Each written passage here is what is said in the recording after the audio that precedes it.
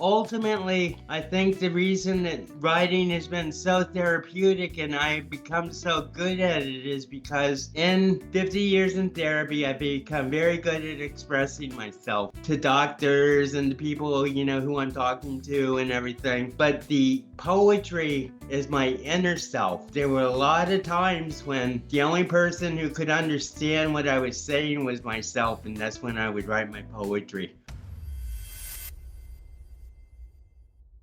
Some experts chase attention, but the smart ones build authority. You're listening to the Authority on Demand podcast, where credibility becomes your competitive advantage. Every week, we're pulling back the curtain on how founders and leaders turn expertise into inbound demand through books that position, media that converse, and strategies that actually move the needle. I'm Danielle Hutchinson, your host and Chief Creative Officer at Authority on Demand. Now, let's turn your authority into leverage. Hello, everybody. Welcome to another episode of the Authors on Mission podcast. So, what if I told you that inside the most chaotic storm of the human mind, there's a poet writing love letters to hope itself? Today, we're not just meeting an author, we're encountering a living testament to the power of words to heal, transform, and transcend the impossible.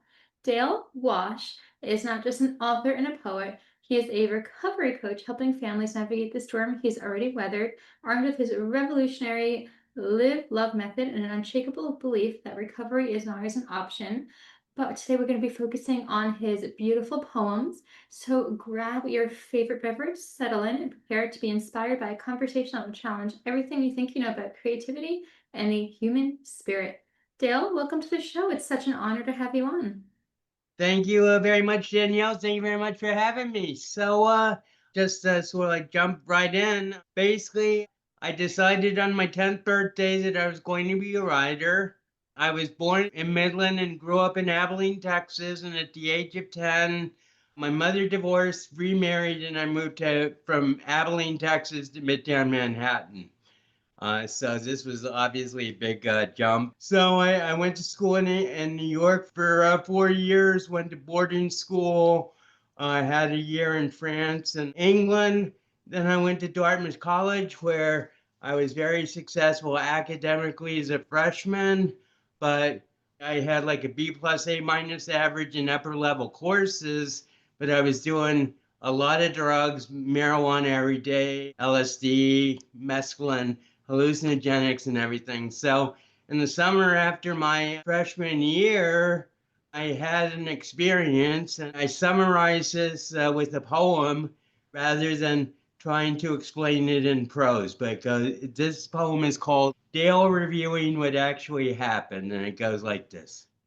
Hi, I'm God was a joke I made after Killer Dartmouth toke of some primo Ivy League smoke, which apparently caused me to croak because in mental hospital I awoke with roommate Gabriel, the main bloke who did my delusions angelically stroke, even while doctor claimed my brain broke the moment divine gag I spoke, testifying I was only bit quack, which clinicians diagnosed a psychotic attack, preventing me from getting sanity back until I came to Teaneck Hackensack to pursue resident therapy program track and deal with my evident lack of reason among psychiatric patient back who never gave me any slack. Under interrogation, the story didn't crack. So basically, I got taken away from Dartmouth and hospitalized for 13 weeks in New York City for what I thought was like a tremendous joke. Hi, I'm God, because how could God be 5'8"? And that really was like the punchline, and I meant it as a joke. But one thing led to another, and after the hospital, I came to a program for adolescents and young adults where I spent 5.5 years in intensive, 3 times a week individual, twice group therapy a week. And it was a group of like 10 to like 18 people, and we would all eat together, and it was all under direction of one doctor. So I was in there for 5.5 years. I got my own apartment back in 1981 across the river from Fairleigh Dickinson University. So I went back to Fairleigh Dickinson University, graduated in 85 magna cum laude in English because I wanted to be a writer. And by this point, I'd written 6 novels. And then when I graduated, I turned my focus to poetry. And now I have an archive of at least 5,000 poems. So, what I say, Danielle, is my calling as a writer has been facilitated by my mental illness because basically my parents were always very supportive financially and emotionally. So I was sort of like free to pursue my writing rather than a career, and making money. So I mean, I was very fortunate that way. So that's basically it. For the last 50 years, and this is my big news, Danielle.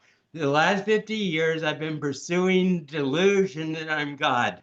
I basically had a equation, Dale equals God, which was my psychosis and my schizophrenia and my diagnosis. But in the last month, the balloon of my delusion has popped, and I no longer think I'm God. I'm very happy to be Dale. And after 50 years trying to be God, I am now dedicated back to becoming a Dale and achieving the things I could have as Dale if I hadn't been distracted for 50 years trying to be God.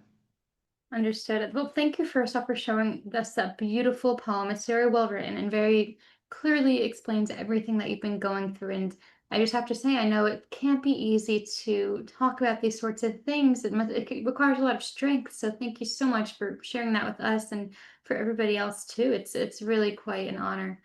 But the amazing thing is that you have accomplished the writing that you've always wanted to do. You have multiple books out there, 6 novels full of over 5,000 poems. So I just have to ask, where do you find the inspiration for all this creativity?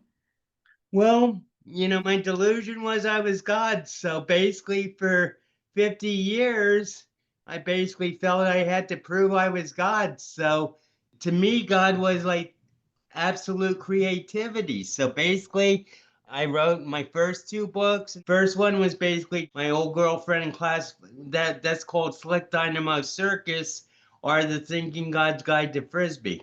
That was because when I got taken away from Dartmouth, I had a job as a Frisbee pro to Central America, putting on Frisbee exhibitions for the Paisanos. But then I got taken away, so I never got to do that. But basically, so that's why Slick Dynamo Circus or Thinking God's Guide to Frisbee. And that book, I call that the book of schizophrenia because that's when I was really psychotic. Well, from 1976 to 1985, when I graduated, I wrote my 6 novels. And the one that I'm most intent on getting published is called Velvet Velour's Follies, Book 2, or The Flight of Dialina, which is my spaceship. I call it a pre-apocalyptic romance in the shadow of the Cold War. Okay, yeah, thank you. So I was looking through some of your work that I could find on Amazon, for example. That wasn't one of the ones I looked too much into, but can you please shine a little bit of light on that one for us? Which one was that? The one that you just mentioned, the one that you're most excited to get published? Well, that's not published yet, but Oh, it's that's why I couldn't find it. So you're still it's working. right. It's not published yet, but it is transcribed, so it is ready to be published, but hasn't come about yet. Understood. Well, thank you for that. Well, hey, we can all be on the lookout for it then and excited to hear more updates about it when the time comes. So that's wonderful stuff. But one of the books I did look into was, and please forgive me if I mispronounce, Cephrium on the Cusp of Spring. Seraphim is the highest level of angel. I don't know if you know that, but it's Seraphim. And you were wondering about Queen Muse, right? It was, yeah. Who is she? Who is this Queen Muse?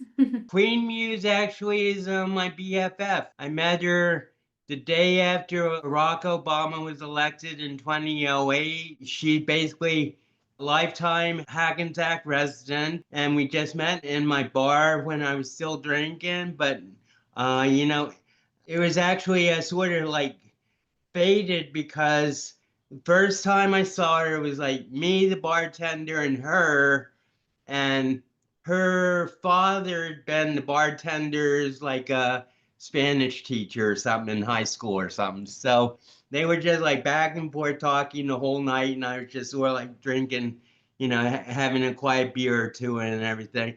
And I didn't say anything to her. And then like 2 days later, she came back to the bar, and I just jumped on the chant, and I said, I just feel like a bond with this person, and within 6 months we were BFF, and then she moved to Puerto Rico for 8 years, but we would talk on the phone like 2 or 3 times a day. And she was like always like a source of poetic inspiration. And that's why I called her Queen Muse, because she's probably inspired me to at least like 1,000 to 1,500 poems. Oh, that is so beautiful to hear, and such a beautiful way that you were able to meet her and form such a close relationship, especially long distance like that. So, No, this was actually all in Hackensack, but you're okay. talking about in Puerto Rico, right? Right, yeah, for that Right. period of time. Right, yeah. So that's just beautiful stuff, and I'm glad that you were able to maintain that relationship. Are you still in touch? We are, and we've had our ups and downs, but that's the nature of friendship. There have been times when it looked like it wouldn't go on, but for some reason our paths have always like been brought back together, and now we're basically better than ever before. So praise the Lord.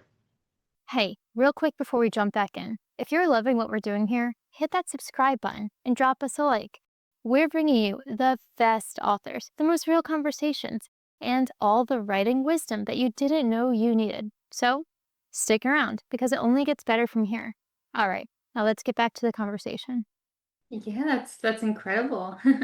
So, kind of moving forward a little bit here, you have that book. You also, I mean, one of the many books you've written, Fossil Fuel for the Brain. In that one, you have over you what you call 21st century Psalms. So, I'm wondering, does this spirituality intersect with your personal experiences, with your recovery, and with your writing?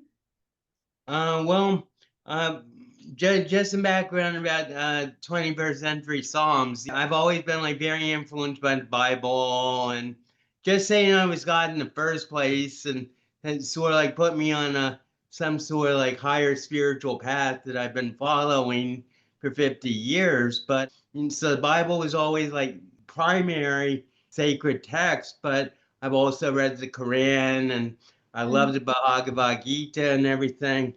So the more I write, the more I think, like reverent towards the Lord I become, just as my experience with the world and with the Lord and with myself, and especially with this like disconnection between my identity as being God as opposed to being like a servant or a citizen of the kingdom or something. So, but spirituality has always been like very fundamental to my inspiration and also to my creativity and content. You know, uh, and I think one of the other questions what you were going to ask is, like how do I feel inspired all the time? And I just feel inspired by life, to tell you the truth. I mean, I think, life is just like such a gift. And, I mean, I was hospitalized 15 times, and I say proudly I was hospitalized 15 times and I got out 15 times. But, for every one of those 15 times, I was staring down the barrel of like basically permanent institutionalization. And it's just like with that frame of mind, how can you be depressed? How can you be sad? Because I got my freedom. I mean, I might be like limited in my, in my finances or in my mobility or anything, but the freedom that I have in my mind, and the freedom that I feel like with the Lord, who's looking after me. And every day I feel more and more that instead of thinking about blessings, I'm receiving blessings because I finally popped that delusion. And so when people ask me, How do I get inspired? Do I have a writing routine? Basically, my writing routine. I was thinking about that question, and you say, how did you do 5,000 poems? Well, how did Derek Jeter get 3,700 hits? How did Right. just like going out every day and putting in the work, fielding your grounders, and going to bat and everything, and it adds up. Yeah, I mean, if you like calculate 300 poems a year for 15 years, that's 4,500 poems. So considering that I've been doing it since 1985, it's really not that extraordinary. Understood. Yeah, well, hey, it's all about practice, right? And experience. That's exactly what it's all about. That's what writing's all about. You have to keep writing until you get to where you're looking to go. The other thing is, the more you write, the better you become. The more your craft grows and everything. And, my philosophy has always been, I don't read my old poetry. I just like write a poem. And then the only time I read my poetry is when I'm copying them into a book or something. But basically, I don't read my poetry. I just like write the next one and assume that it's going to be better than the one before. Understood. Yeah, well, hey, regardless, it is, very inspiring what you've been able to do, and I think it's inspiration for anybody looking to follow in your footsteps, especially with the difficult subject matter as well. I'm wondering, how exactly do you balance that and maintain hope while writing despite that difficult subject matter? Uh, Well, what I just said about Yeah. staring down the gun of institutionalization, but ultimately, I think the reason that their writing has been so therapeutic and I've become so good at it is because in 50 years in therapy, I've become very good at expressing myself, but to doctors and the people, who I'm talking to and everything. But the poetry is my inner self. There were a lot of times when the only person who could understand what I was saying was myself, and that's when I would write my poetry. Understood. Got it. Yeah. So it's all about that balance too then. So moving forward a little bit from this, I'd love to spend some time talking about your coaching work, which is, of course, another monumental task that you take on. So I'm wondering if you want to tell us a little bit about your live love method, how you developed it. Sure, and thank you for asking.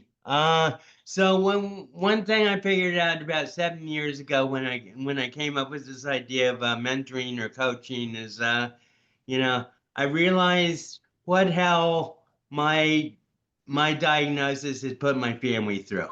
Even Mhm. if they never complained or they always supported me and everything, but it was like hell for them.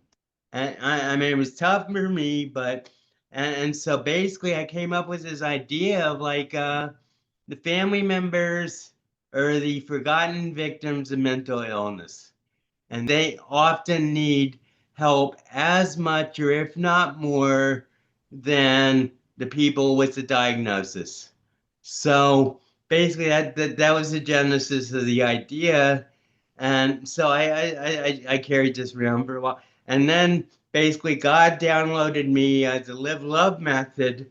I said it was a stroke of genius. Genius is my highest identity, so whether you want to call it a stroke of genius or a gift from God, it was eight letter anagram, live love, which stood for learn, integrate, validate, explore, listen, observe, value, and express, which to me was like a perfect like container for like get for some sort of therapeutic action if people wanted to like for my mentoring. So basically I've just been developing that, and I haven't had a lot of clients, but the clients I have had seem to be very pleased. But of course, dealing with a loved one who's schizophrenic is going to have his ups and downs no matter what. But I feel that my goal is to take them through the Live Love program, to increase communication with your loved ones, make better communication, understand the illness better, but most especially help them, if they are in codependence, to break the cycle of codependence and to reinforce their own self-esteem and self-integrity so they can be better caregivers for those they're taking care of. Understood. It's definitely a very noble task that you've taken on here. And again, I've said it before, I'll say it again, very inspiring. I thank you for sharing a little bit more about that. And if somebody listening today is experiencing these sort of difficulties or knows somebody in their life that is, and they'd like to help, what is the best way to get in touch with you and to learn a little bit more and to get started? Well, I have a website. It's www.dewlivelove,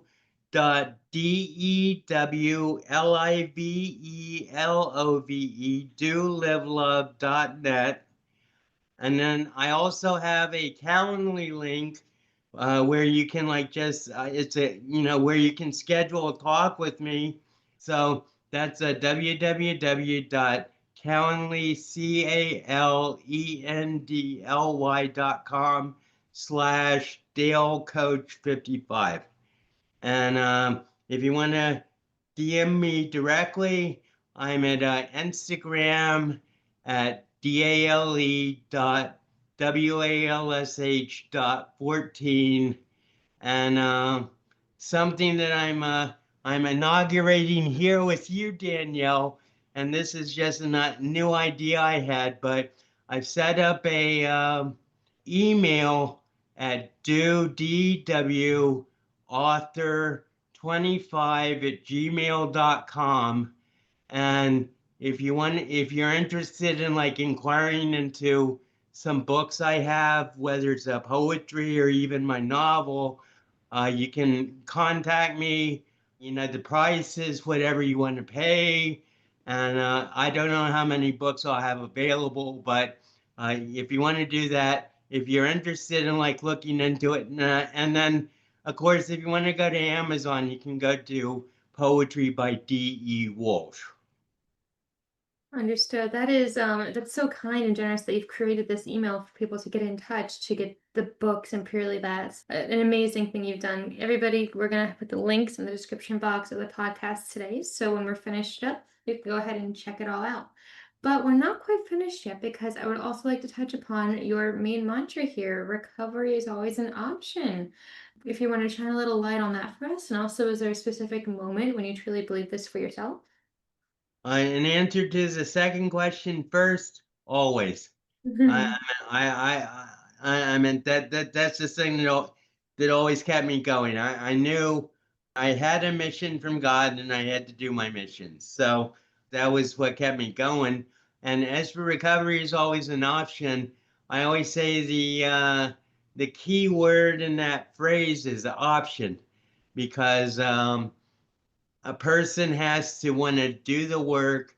I meant mental illness obviously is very serious, and severe mental illness is like can be like life ending basically, even though you might be still alive physically. But recovery is always an option, is somewhat ideal, but it believes in the idea that every person with mental illness uh, has the ability to come back and become the person that they should have become, like I feel I've done, but it took me 50 years. And obviously I everybody doesn't have 50 years, so I'm just trying to like spread what I have learned as quickly as possible to help as many people as possible.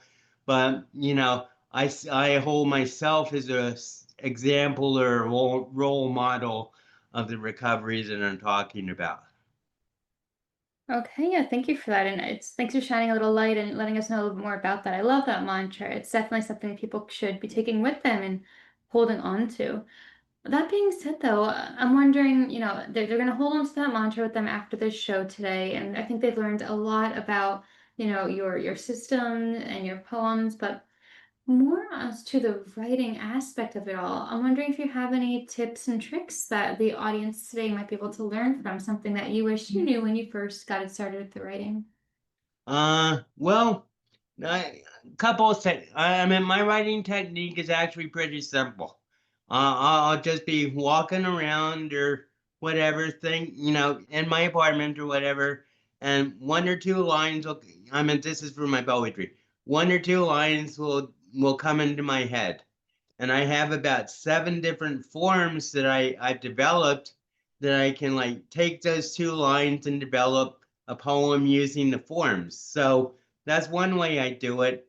Another thing is just well,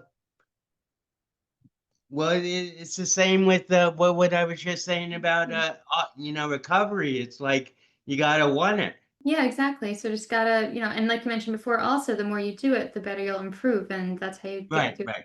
each collection. And And don't be shy about showing it. If you are shy, then I mean, a lot of people say, to be a great poet, you got to read a lot of poetry. I read a lot of poetry in college, but basically, I've been self-creating my own poetry for the last 50 years. So, it's just like it's every writer's own option about like how much education and how much training they need, but they say to become a master, you need 10,000 hours, and I feel I put in my 10,000 hours.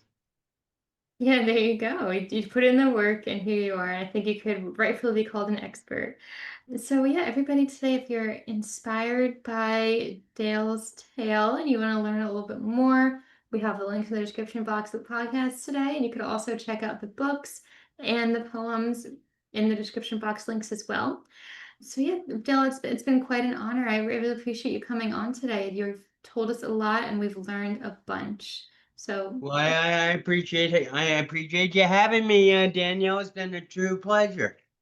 of course, of course. And to anybody in the audience today, if you're also struggling with your own health challenges, either personally or with a loved one, remember Dale's mantra: recovery is always an option. And if you're a writer wondering if your story matters, Dale's an amazing example. His 5,000 poems and 6 novels are proof that every word is written in pursuit of healing as power.